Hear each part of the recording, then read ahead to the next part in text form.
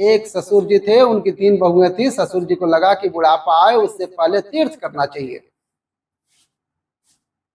बुढ़ापा आए उससे पहले तीर्थ करना चाहिए। तो ससुर जी ने तीनों बहुओं को बुलाया और कहा कि हम तीर्थ करने जा रहे हैं, तुम एक काम करो,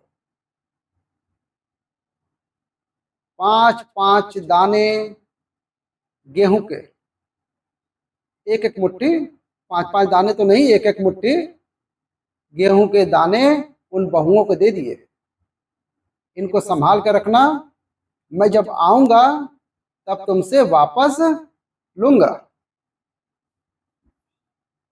बड़ी बहू जब ससुर जी चले गए तो बड़ी बहू ने कहा, हम तो सोच रहे थे, पहले तो तीर्थ जाने का मतलब ये था कि आवे आवे ना आवे, ना भी आते थे। आजकल की तरह थोड़ी है तीर्थ में जा रहे हो 2 दिन बाद आ जाओगे।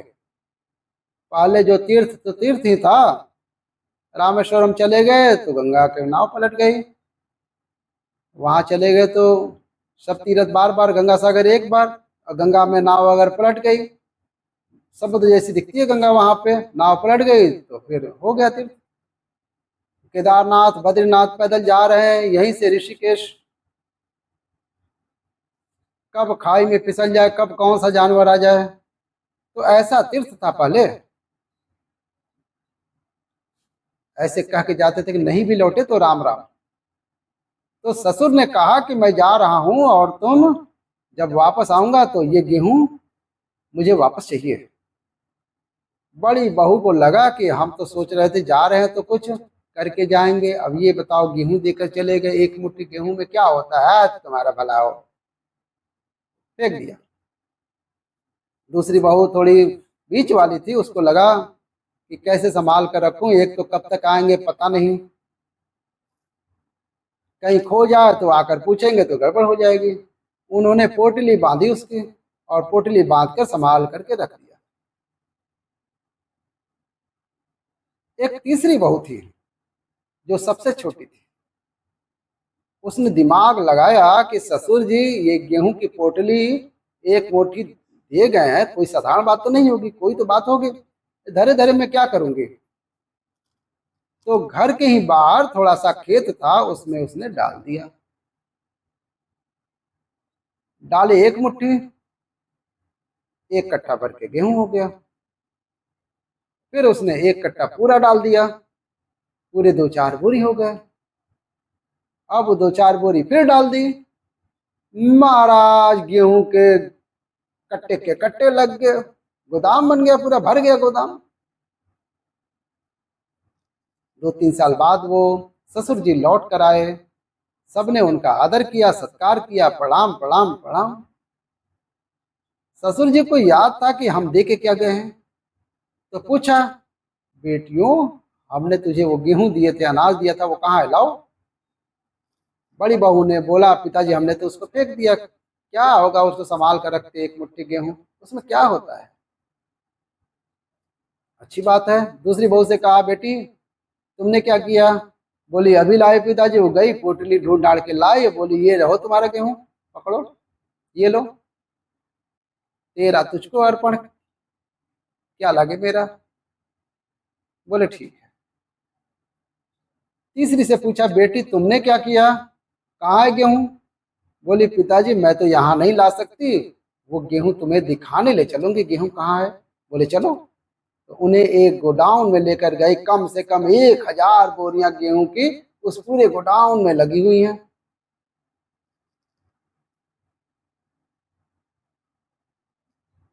ससुर जी समझ गए कि यही बहू ऐसी है जो मेरे कार्यभार को संभाल सकती है। पुत्र 3 प्रकार के होते हैं, पूत, कपूत और सपूत।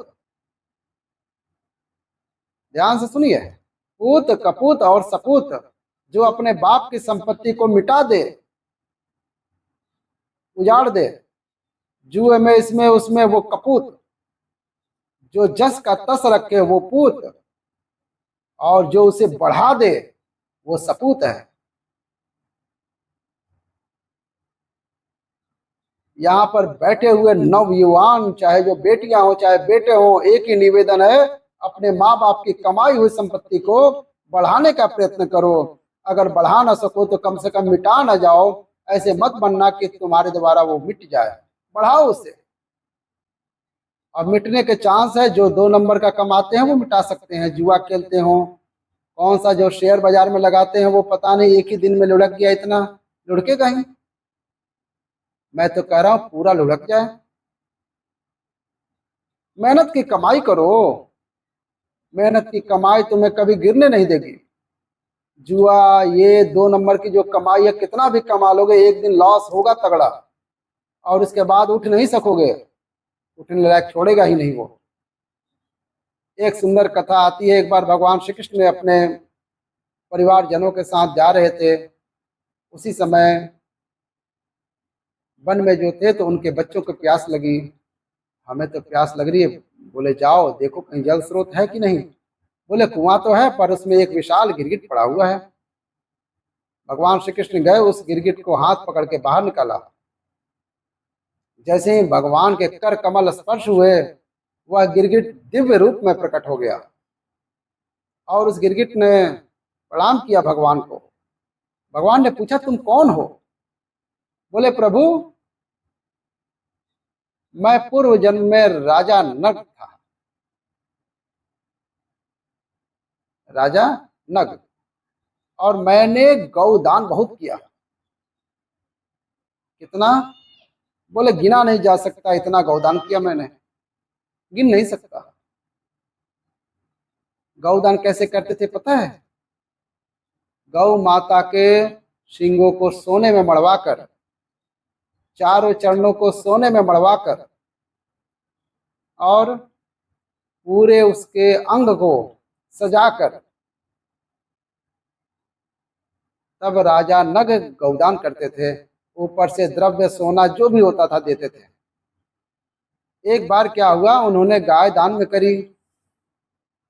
रात्रि में गाय वहां से खुल कर आ गई, और जो गाय दान में देने जाने वाले थे, अगले दिन वही गायों में आकर खड़ी हो गई, और अगले दिन वो गाय दूसरे ब्राह्मण को दान में दे दी। अब ये ब्राह्मण उस गाय को लेकर जा रहे थे, सामने से वो ब्राह्मण आ गए जो कल इस गाय को लेकर गए थे। तो कहा पंडित जी ये तो गाय हमारी है। उन्होंने कहा नहीं पंडित जी ये तो गाय हमारी है, अभी राजा से दान लेकर आ रहे हैं। अरे कल तो हमें मिली थी ये गाय। तो ब्राह्मण देवता बोले चलो हम विवाद नहीं करते आपस में, राजा के पास चलते हैं, न्याय करवा लेते हैं। बोले चलो। दोनों ब्राह्मण देवता राजा के पास में गए और राजा से कहा महाराज ये गौ जो है कल आपने हमें दान में दी थी। दूसरे ब्राह्मण बोले आज आपने मुझे ये गौ मुझे दे दी दान में। अच्छा, राजा समझ गए हमसे गलती हो गई, कुछ गड़बड़ हो गई, अब क्या करें। तो राजा ने कहा महाराज मुझे लगता है ये अपराध मेरा ही है, ये त्रुटि मुझसे हुई है, इसलिए आप मुझे क्षमा कर दें, और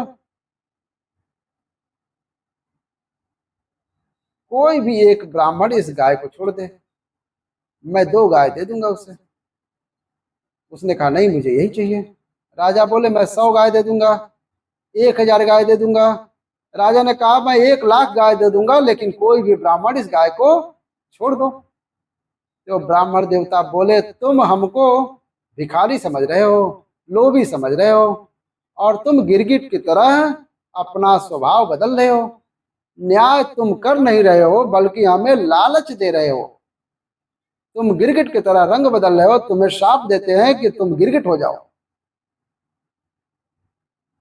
राजा बोले महाराज भगवान श्री कृष्ण से उस समय तो हमें ब्राह्मणों का वो शाप बहुत बुरा लगा था कि हमने इतना अनजाने में वो अपराध हुआ है, हमने जानबूझकर नहीं किया, फिर भी हमें शाप दे दिया। पर हम ब्राह्मणों की वाणी को कैसे भी क्या कर सकते थे, वो शाप मुझे लग गया। उस समय बुरा लगा था, पर आज महाराज मुझे बहुत अच्छा लग रहा है। क्यों? बोले आज उसी शाप के कारण आपका दर्शन हो गया। हम तो कहते हैं इतनी गऊओं के दान का फल मुझे मुक्ति भी हो जाता तो हम मुक्त हो जाते, इतने माधुर्य स्वरूप का दर्शन कैसे होता। शायद ब्राह्मणों ने हमें शाप इसीलिए दिया था कि इससे आपका दर्शन हो जाए। पर यहाँ पर एक शिक्षा ऐसी भी है, कभी भी दान, एक वस्तु दान की 2 बार दान में नहीं देनी चाहिए। कई व्यक्ति बहुत झूठ बोलते हैं दान देने में। हम लोग तो इस फील्ड में हैं, दान लेने वालों में हैं, तो हम जानते हैं कि कब कितना झूठ हमने सुना है। शायद एक किसी जगह हमने सुना हो, दान के विषय में लोग झूठ बोल देते हैं। हम लोग दान देने के लिए भी झूठ बोल देते हैं, सिर्फ एक फोटो खिंचवाने के चक्कर में इतना झूठ बोलकर निकल जाते हैं। नहीं, अपनी वाणी पर सत्य की स्थापना कीजिए। आप अगर दान नहीं कर सकते हैं तो आपको बोलना भी नहीं चाहिए, कभी मत बोलो। असत्य बोलने से बहुत पाप लगता है और सत्य बोलने से बहुत पुण्य मिलता है। असमर्थ हो तो कहो हम नहीं कर सकते, सामर्थ्यवान हो तो धर्म की रक्षा के लिए एनी हाउ हमको दान करना ही चाहिए। हमारे शास्त्रों में कहा गया है तुम जितना भी कमाते हो, जो लाभ होता है उसका 10% अच्छाई में खर्च करो। अगर आज के जमाने में कह दिया जाए तुम कथा सुनना बंद कर देंगे लोग। 1 लाख रुपया कोई कमाता हो प्रॉफिट का, वो 10,000 दान करेगा कहीं? वो कहेगा 1 लाख ये, 1 लाख और हो जाएंगे तो 2 लाख हो जाएंगे, 10,000 चले गए तो 180 हो जाएंगे। वो गणित लगाएगा, लगाएगा कि नहीं? लेकिन ऐसा कभी नहीं होना चाहिए।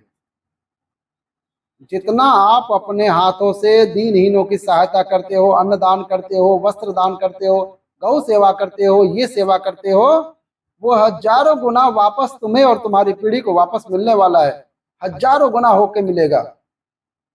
आपने उदाहरण सुना है, एक मुट्ठी दाना उस बहू ने पृथ्वी में दिया, होते होते कितना हो गया?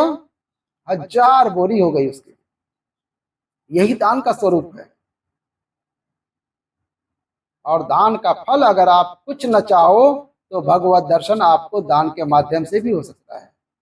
राधे राधे बोलना पड़ेगा, जोर से बोलना पड़ेगा, राधे राधे।